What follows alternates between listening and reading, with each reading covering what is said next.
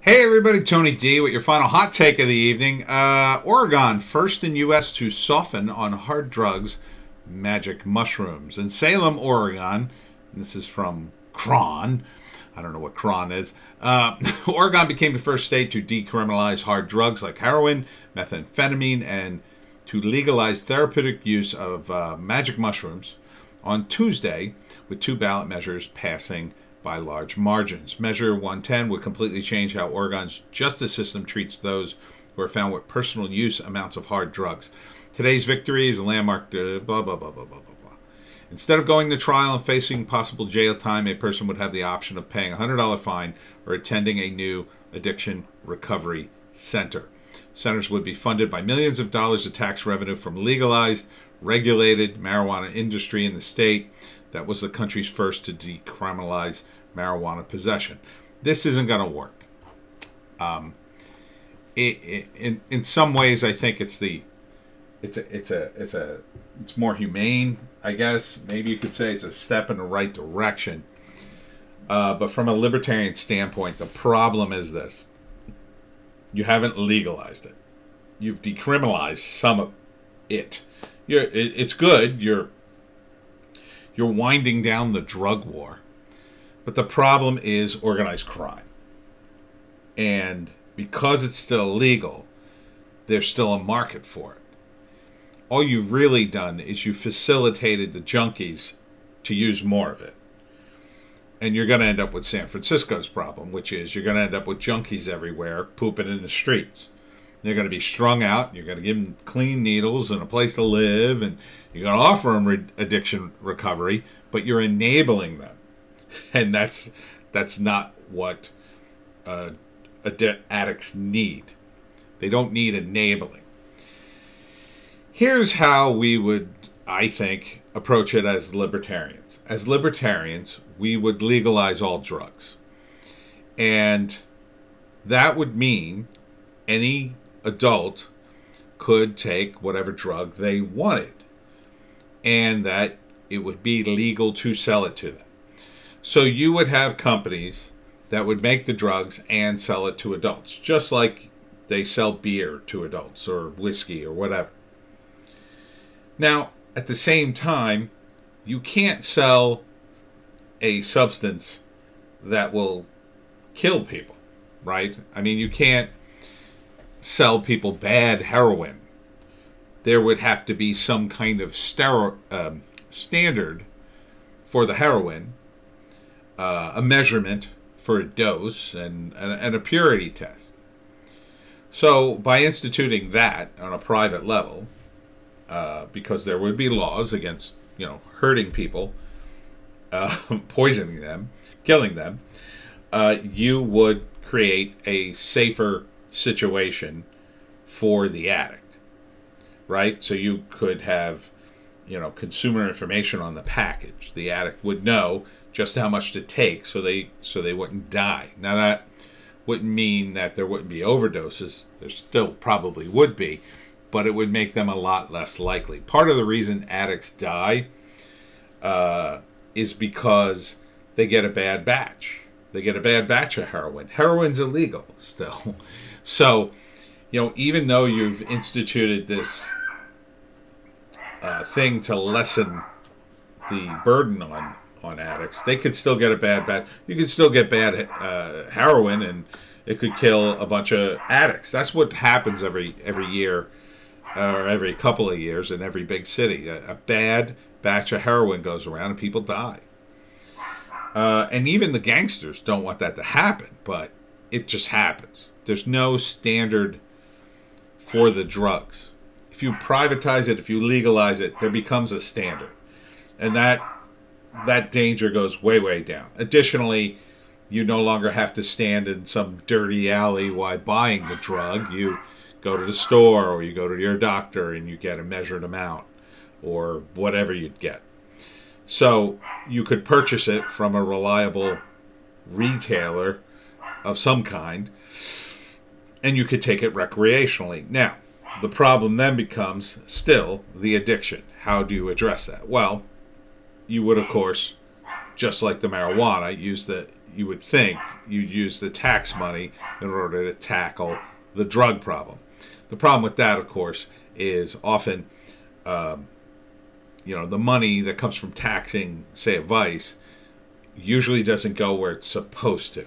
So, for instance, when they wanted to build the casinos in Atlantic City, it was touted as, well, we'll take all this wonderful tax money and we will build new schools, and our old people will live without fear and walk the streets at night and have the best care in the world, and they'll have free shuttles everywhere and blah, blah, blah. And none of that really happened.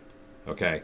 It just, people made a lot of money, and yeah, there was some tax revenue went to that stuff, but then most people got pushed out of the city anyway. And the few that were left, for a long time, Atlantic City was not a great place. Still not great. Now the areas around the casino are better because everybody was pushed out and crushed until they went out of business, or they moved, or they sold their place, and then all that stuff was just torn down. And then you've got the blocks of chain stores, and then outside of that you still got some of the old city, but all the resort places, all that stuff's gone.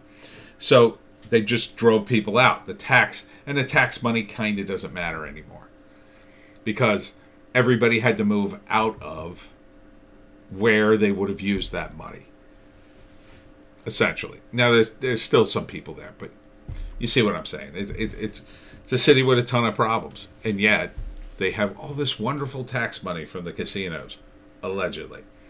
So it's very likely all the tax money in Portland could be used for all sorts of nutty things, except,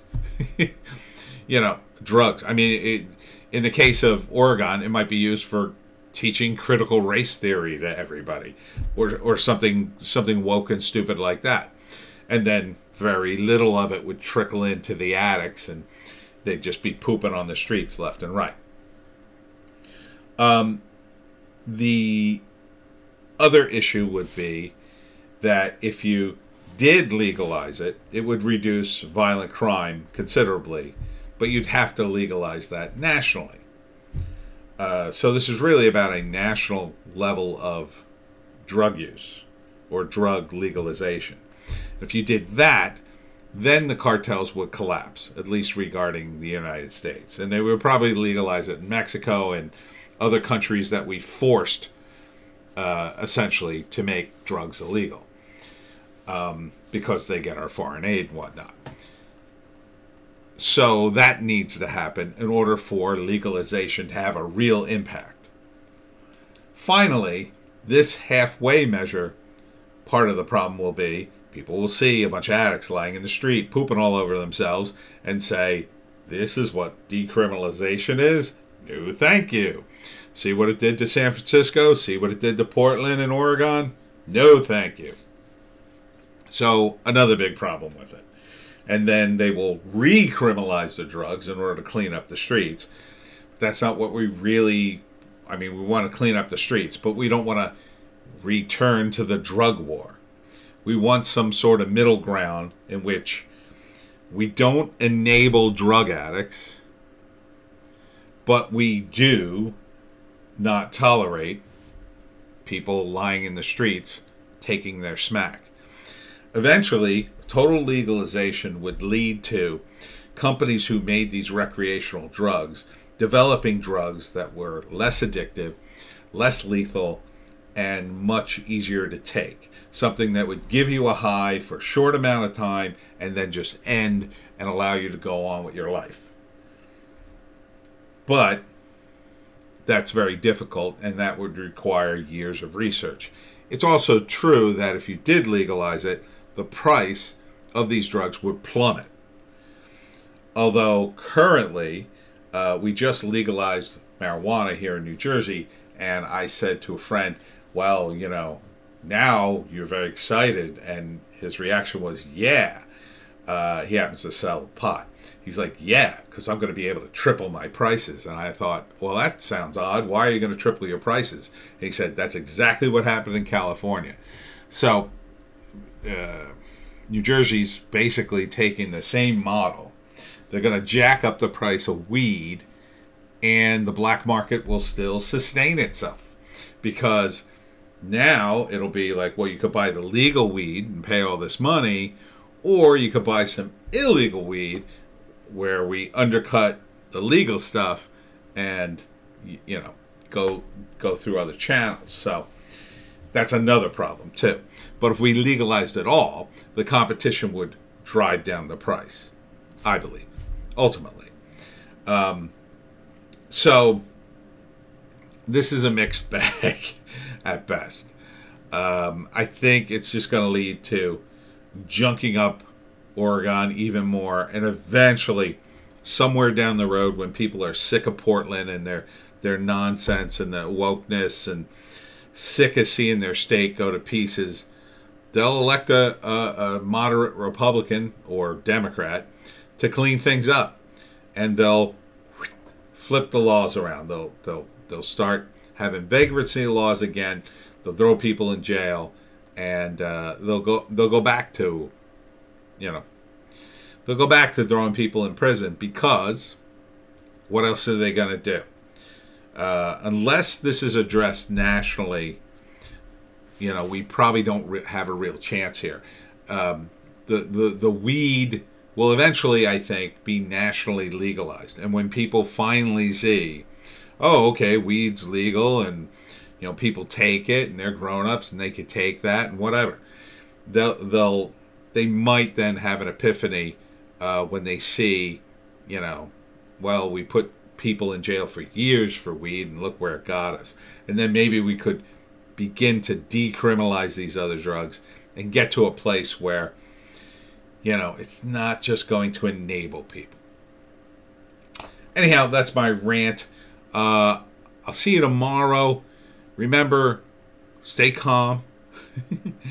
And don't forget to smash like and subscribe. Thank you for smash liking and subscribing. Please check out my books. Wokistan, a novel all about the culture war on a college campus, and also the Pineys, books 1, 2, 3, 4, and 5 now available. Trade paperback, should be approved very soon. I have to fix the cover again. We will see you, me and little Joan, tomorrow.